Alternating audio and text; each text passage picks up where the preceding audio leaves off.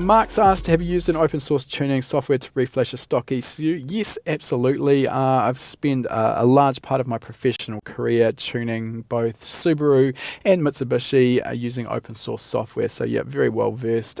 Used ECU Flash, EvoScan and ROM Radar as the software packages that I was familiar with and dealing with in open source tuning there.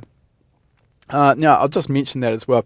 With open source tuning, it's definitely a very valid way of making tuning changes on some of those more popular platforms such as Subaru, Mitsubishi. One of the problems with the open source software options is that they're obviously, as the name implies, open source. They're developed and run by a community of enthusiasts. So as compared to a commercial software package, you're generally not getting a huge amount of help.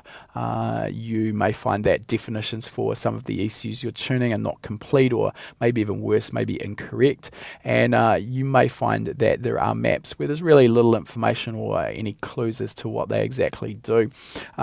This is also traded off, of course, because they are cheap or free. So that's the draw card there. And if you are technically inclined and you're quite happy to spend hours trawling through internet forums, usually you can get the answers to your specific questions. Commercial software, on the other hand, developed a lot more thoroughly, usually with thorough help files, and also with the ability to get manufacturer support either via email or via the phone. So this is ideal for those who aren't particularly familiar with tuning and really feel like they're going to need their hand held a little bit more through the tuning process. Of course, you will be paying for that privilege.